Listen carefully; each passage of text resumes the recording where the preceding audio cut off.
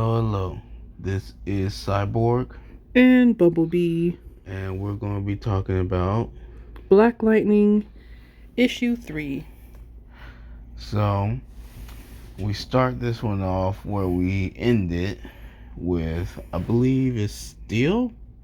Steel and Lightning fighting Volcana. And I forget the other one's names. I'd have to look back at it. I can't remember, but they're going at it. Windfall? I think one of them was Windfall. Yeah, but I think Windfall was in the. Yeah. Yeah. So, Steel is fighting. What's her name? Lava? Volcana. And she putting in work. But she grabbed that arm and she ripped it off. Oh, yeah. It took a minute. It did take a minute. Yes, Steel lost, and the robot's arm. The robotic arm, but still, it took a minute before that happened. And turns out it was only a decoy. Yes, we see Lynn and Anissa and the gentleman that they saved or helped out from that was at Garfield High inside Steelworks protecting a vault that has very important and sensitive projects and things and collaborations between them and Star Labs and some other places, but it's very important stuff in this vault. Yes, very sensitive technology possibly, and all that good stuff that they've been going to each and every safe within the building to try to get to.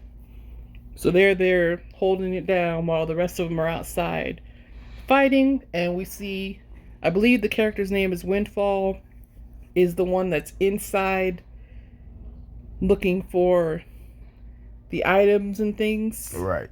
While the other three are outside fighting Steel and Lightning. Yes. So, while that's happening, Thunder, who is not in her super suit right now. No. So, technically, it's not Thunder, it's Anissa Pierce.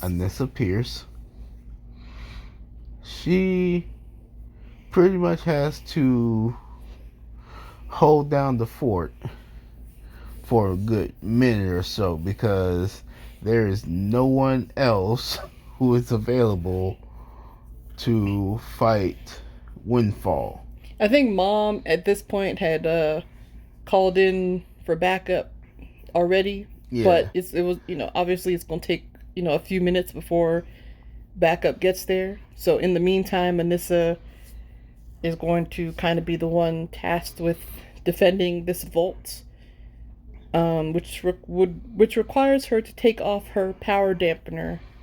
Yeah, and when she did that, ooh,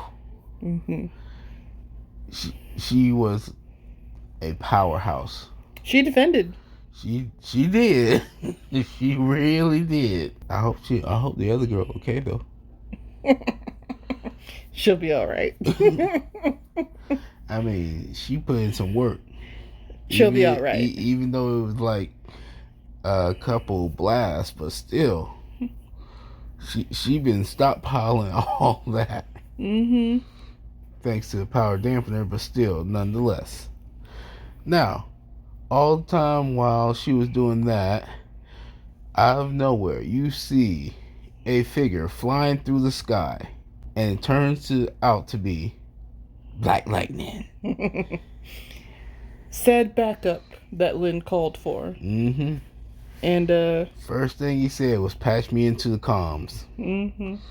Because he was about ready to do what he do best, take charge and kick booty.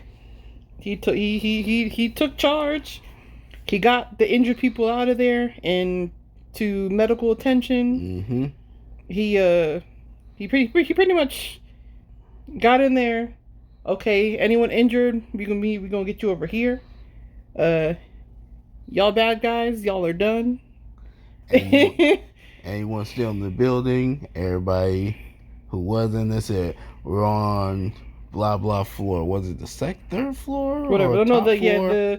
when he passed into the comms, he like put out a message like, "Who's hurt?" And pretty much he got all these messages saying, "Oh, we're on the third floor. Yeah. Someone needs help here. Da da da. Second floor." So he, after gathering all the information, he, rallies and get these people out and to medical attention. Right. As he should. He really should. He's in charge at that point. Then he gets a message. Was it from his ex-wife or wife or whomever? I don't even remember. Ex-wife. Ex-wife. Okay. Lynn is their ex-wife. Okay. It's been a minute. Mm-hmm. So he gets a message from Lynn saying that he is needed for Anissa, because Anissa's powers are going haywire. Yeah. So he bolts up there, he sees her, and he has this father-daughter heart-to-heart saying that she can control it. She is fine. And look at me. Focus on me. You got this. And Nissa was just going out of her mind because the power dampener, I believe it was either gone or destroyed.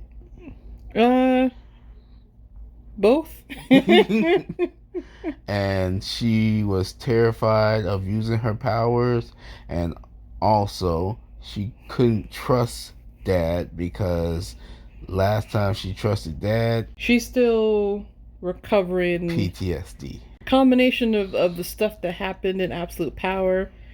Her powers are not what they used to be. She's kind of more powerful now, and she's struggling, to understand and get control of these new powers, and also trusting Dad again. Yes, there's a little bit of a trust issue aspect to things as well with Dad, and yeah, but he was making progress. Even though, with all that, he was still pushing and fighting through, and Nissa was actually able to open up and let him help. And that was beautiful until something that should have never happened. Even though he told them, stand down, he got it. The big three, Larry, Curly, and Moe, a.k.a. Batman, Wonder Woman, and Superman, took into their own hands to, what is it called? Boom tube, or beam her up into a boom tube. They teleported her to the watchtower. Yeah, to a safe place. Quotation marks, safe place. Mm-hmm. And he did the same. He teleported himself and. Well, no, go ahead. You got something to say? I would love to hear your part on this. This action. He was promising her that he wasn't going to do that, and then they did it anyway. So this is, kind of broke. Whatever he just was building and getting through, is gone completely. And they did it. Mm-hmm. On another quick little note, throughout the issue, we also see, I forget the first name, but Mr. Power. And I forget the other name. I have to look back at the book. We have two people talking on the news and discussing the situation that's happening going down. We see one side is saying that metahumans are bad. They cause destruction, with the exception of Superman. And the other guy is kind of like, we don't know. They're all different. We kind of have to see where things go. And then the other guy was like, can we make that same exception for Black Lightning? And I'm like, that makes sense. Because Black Lightning went in there and did, and he there was no additional damage done. Granted, the bad guys are the ones that came and kind of hit things up. True. Once he got to the watchtower, who did he meet first? Because I don't think it was the Question. And it wasn't Flash. I can't remember. I can't remember. Mr. Terrific.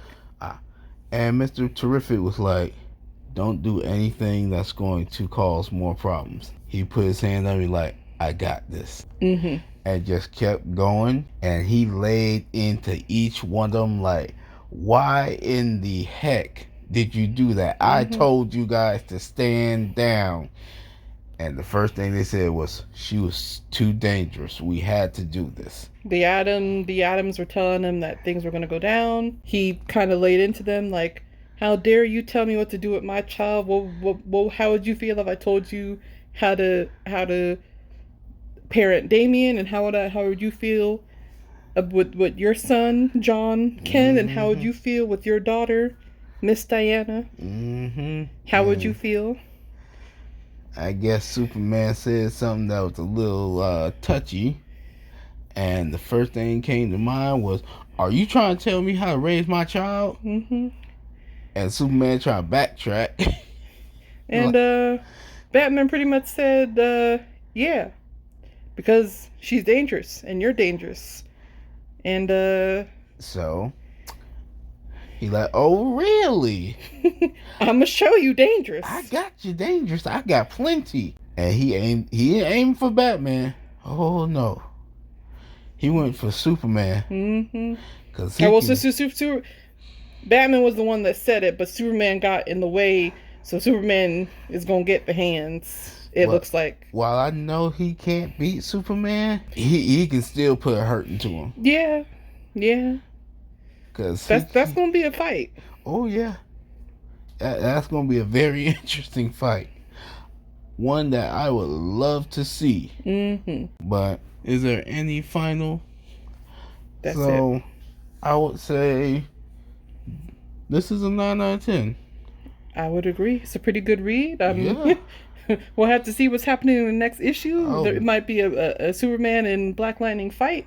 Oh, most definitely. That would be nice. Or not probably. It's going to be. Yeah, but I think it's not going to go that far because somebody going to have to stop it. But you guys take care. Support your local comic book stores. And we will see you guys later. Stay fly.